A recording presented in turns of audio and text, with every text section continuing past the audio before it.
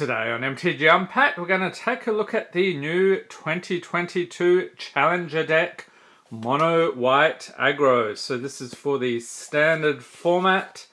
So Mono White Aggro is all about pumping up an army of small creatures and using these living lands.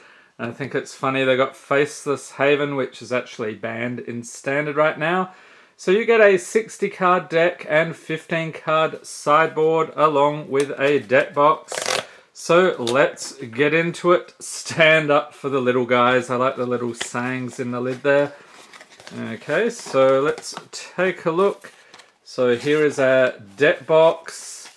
And I'm guessing, yeah, you could probably sleeve it up because they have a divider in here. So that would fit nicely. And we have another divider here.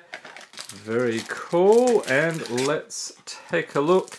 So we'll look at the sideboard later in the video, and if you're not aware, the sideboard, you use that if you're playing best of 3 to swap out cards to adjust to your opponent's strategy. Okay, so let's separate out the mana base here. So this, okay, it's right at the end. Alright, and the point of these decks, the aim is to be somewhat competitive, so these are really good for new players to get up and running.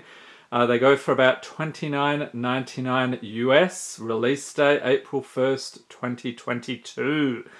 So let's get into it. We have Redain, God of the Worthy, legendary creature god, 2/3 for 3 with flying and vigilance.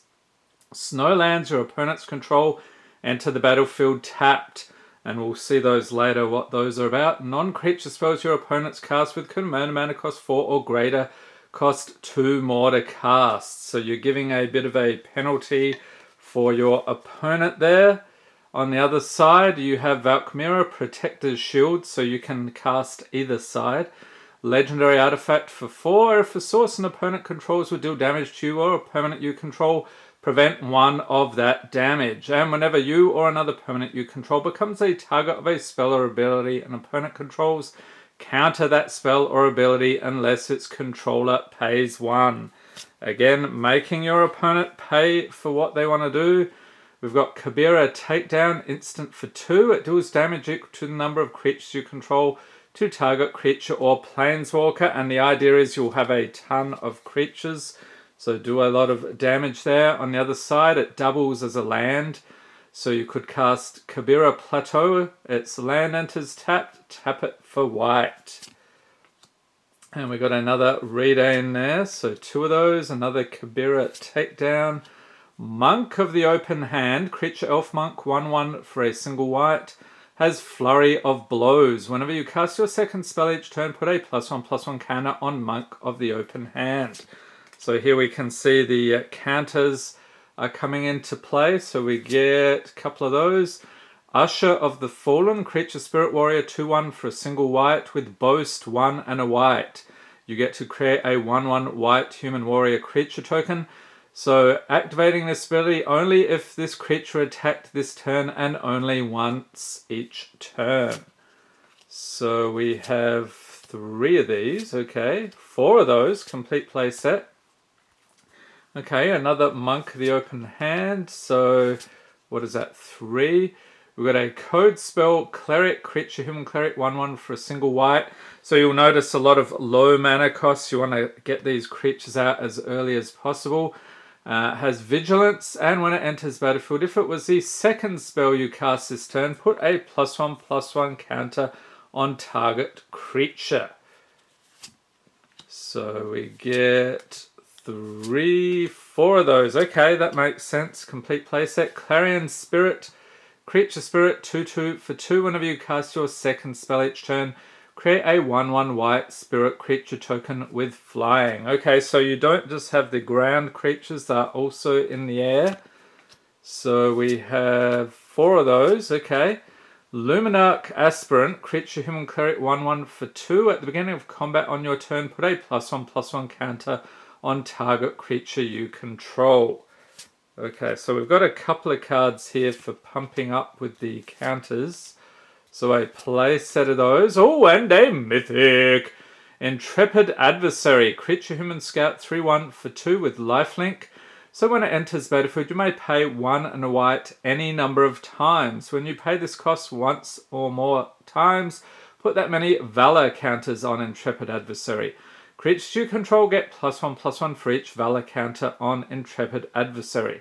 So early in the game, you're not going to be able to pay much, so you can just put a couple of counters down, but if you've got a lot of mana later on, you can really boost things up there. And Thalia, Guardian of Thraben. So this is a nice reprint from Crimson Vow. Legendary creature, human soldier, 2/1 for 2 with first strike. Non-creature spells cost 1 more to cast. I'm guessing they'll probably only have 2 or 3 of these. Normally legendaries, you don't have that many because when you have, like, you can't have 2 with the same name on the battlefield at once. Okay, so just 2 of those. Skyclave Apparition, this is a cool one. Creature, Core Spirit, 2/2 for 3. When it enters battlefield, exile up to 1 target non-land, non-token permanent you don't control with command mana cost 4 or less. So we've got some nice removal here. When Skyclave Apparition leaves battlefield, the exiled card's owner creates an X blue illusion creature token, where X is the converted mana cost of the exiled card. Okay, so that is the downside there, because it's, you're exiling permanents you don't control. Elite Spellbinder, creature, human cleric, 3/1 for 3 with flying. When it enters the battlefield, look at target opponent's hand. You may exile a non-land card from it. For as long as that card remains exiled, its owner may play it. A spell cast this way costs 2 more to cast. Again, making your opponent really pay. So we've got 3 of those. And Paladin class, enchantment class. So spells your opponent's cast during your turn cost 1 more to cast. That's the first level. On the second level, for 2 and a white, creatures you control get +1/+1. And on the third level, for 4 and a white, whenever you attack until end of turn, target attacking creature gets +1/+1 for each other attacking creature and gains double strike. Okay, so 3 of those. And Fateful Absence, instant for 2, destroy target creature or planeswalker its controller investigates. So that means they create a colorless clue artifact token with pay 2, sack this artifact, draw a card. Okay, so 2 of those. So fairly straightforward.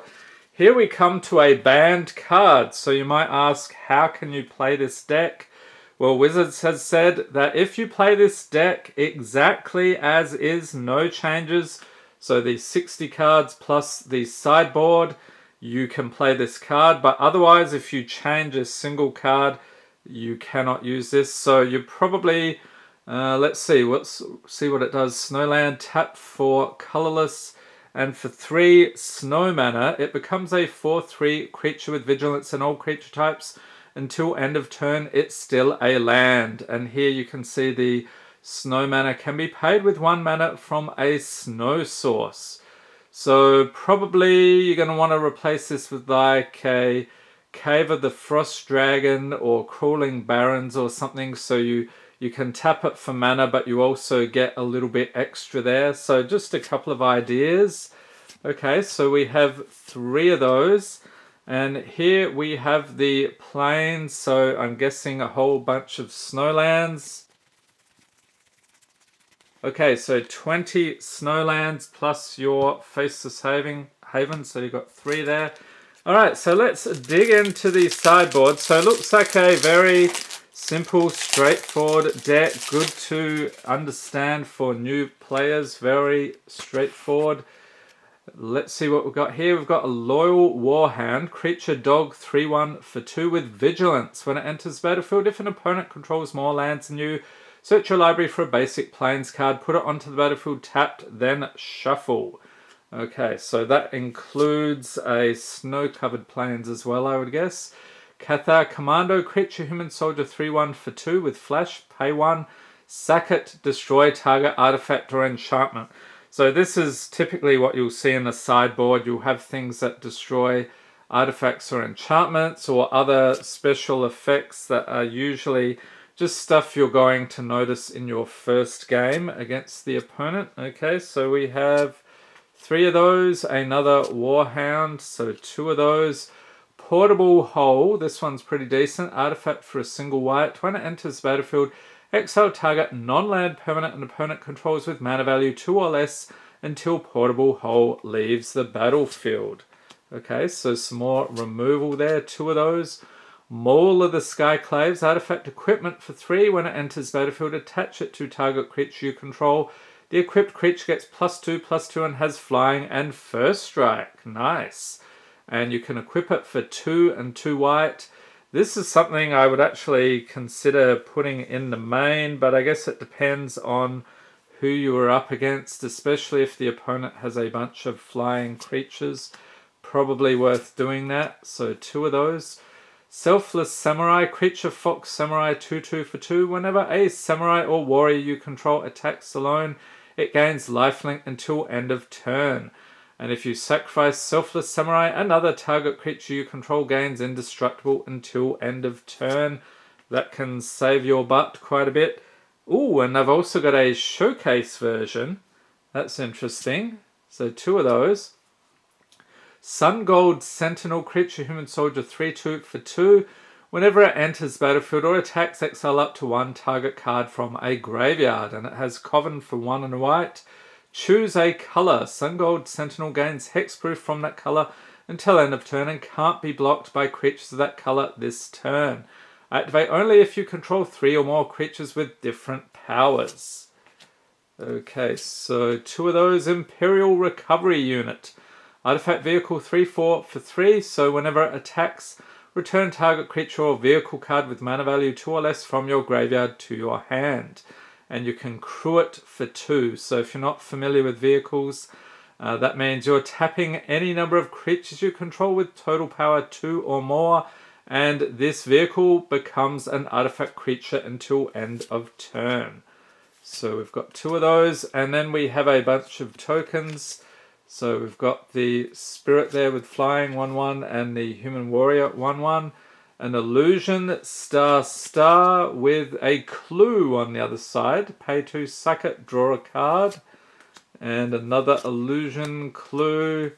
Okay, so we're getting a bunch of the same stuff. So these are all the tokens you would need. Okay, so Human Warrior and that.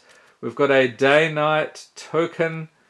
So that will help you out if you're trying to keep track. Is it day or night? That's one of the mechanics mostly used with werewolves. I don't think we had anything in this deck to do that. And then we have some blank cards here that can be used in place of the double-sided cards if you're playing without sleeves. Okay, so looks like a decent deck, if a little underpowered. You would probably want to swap out that Faceless Haven, just put in like a Cave of the Frost Dragon or something instead.